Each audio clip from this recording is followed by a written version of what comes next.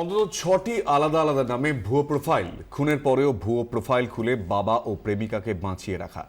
ফেসবুকে রূপকথার সাম্রাজ্য সাজিয়েছিল উদয়ন। নিজেই বাবা, নিজেই ছেলে, নিজেই নিজের প্রেমিকা, ভার্চুয়াল ওয়ালে একসঙ্গে একাধিক চরিত্রে অভিনয় করত উদয়ন। নিজের নাটক, নিজেই অভিনেতা, নিজেই নির্দেশক, নিজেই নিজের দর্শক। উদয়ন দাসের একাধিক ভুয়ো প্রোফাইলের হদিশ পেয়েছে পুলিশ। জন শেরিটন, নিখিল অরোরা মুখার্জি, স্টিভস মেহরা নামে প্রোফাইল রয়েছে উদয়নের। বিজেন্দ্র দাস রায়ান সালে নামেও ফেসবুকে সক্রিয় ছিল সে। তবে সবচেয়ে বেশি ব্যবহার করত উদয়ন বন রিস্তোভেন মেহরা নামের প্রোফাইলটি। পুলিশ জানাচ্ছে, আকাঙ্ক্ষার সঙ্গে রিস্তোভেন প্রোফাইল থেকেই যোগাযোগ হয় তাঁর। ফেসবুকে কখনো নিজেকে মস্কো, কখনো প্যারিসের বাসিন্দা দাবি করত উদয়ন। কখনো বলতো সে রাষ্ট্রসংঘের কর্মী, কখনো মার্কিন গবেষক। আত্মপ্রচারের পাশাপাশি একটি কাজ করত উদয়ন, নিহতদের বাঁচিয়ে রাখা। উদয়ন পুলিশকে জানিয়েছে, মুক্তি পেতে মাকে খুন করলেও বাবাকে সে কখনোই খুন করতে চায়নি, কিন্তু মায়ের খুন চাপা দিতে বাবাকেও খুন করতে বাধ্য হয় সে। রায়পুরের বাড়ির বাগানে বাবা মাকে পুঁতে ফেলার সিদ্ধান্ত নেয় উদয়ন। সেপটিক ট্যাঙ্ক খোঁড়ার জন্য গর্ত খুঁড়তে বলে স্থানীয় এক নির্মাণ কর্মীকে। দ্বিগুণ টাকা দিয়ে তাকে সারা রাত কাজ করায় উদয়ন। তারপর ভোপালে গিয়ে শুরু হয় মৃতদের জীবিত করার খেলা। 2016 সালের 17 ডিসেম্বর আকাঙ্ক্ষা সম্পর্কে উদয়ন লিখেছে, আমরা দুজন টম অ্যান্ড জেরি। নিজের মর্জি মাফিক বাঁচার হিম্মত আকাঙ্ক্ষার আছে।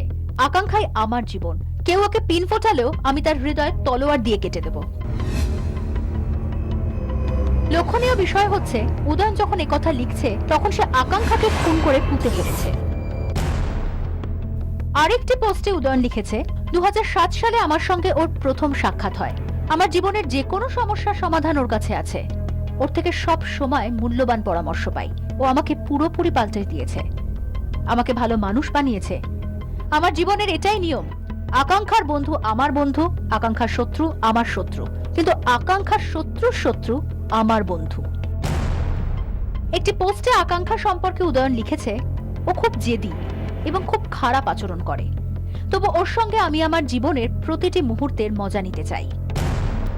আবার 2015 সালের 2রা ফেব্রুয়ারি নিজের বাবার ফেক প্রোফাইল থেকে পোস্ট করেছে উদয়ন। সেখানে বীরেন্দ্র দাস বলছেন, আমি আমার ছেলের সঙ্গে। পোস্টটিতে বাবার সঙ্গে ছেলের ফটো ট্যাগ করা হয়েছে। 2014 সালের 19 ডিসেম্বর উদয়ন দাবি করছে সে মস্কোয় রয়েছে। পিঠে ট্যাটু আঁকা একটি ছবিও পোস্ট করেছে, সঙ্গে ক্যাপশন, আর্ট একটি ব্যথা, ব্যথাই দুর্বলতা। 2013 সালের 31 ডিসেম্বর উদয়ন লিখছে, আমিও আকাঙ্ক্ষা এখন প্যারিসে। এখন আমি মার্সিডিজ থেকে ল্যাম্বরগিনিতে আপডেট হচ্ছে। জীবন মানেই ক্ষমতা, আভিজাত্য এবং আধিপত্য। এই পোস্টে উদয়নের বাবা লিখছেন, স্পিড লিমিট মেনে গাড়ি চালাও, সিট বেল্ট বাঁধতে ভুলো না। উদয়ন তার বাবাকে বলছে, নিশ্চয়ই, লাভ ইউ ড্যাড। তখন আবার বীরেন্দ্র দাসের প্রোফাইল থেকে কমেন্ট করা হচ্ছে, আমি পুরনো ফ্যাশনের মানুষ, তুমি আধুনিক, সহযোগিতার জন্য ধন্যবাদ। এভাবেই পোস্টের পর পোস্ট সাজিয়ে মিথ্যাকে সত্যি করতে চেয়েছিল উদয়ন, হয়নি। উদয়ন ধরা পড়েছে, তার মিথ্যাগুলিও একে একে ফাঁস হচ্ছে। 24 ঘন্টার জন্য সন্দীপ সরকারের রিপোর্ট, কলকাতা।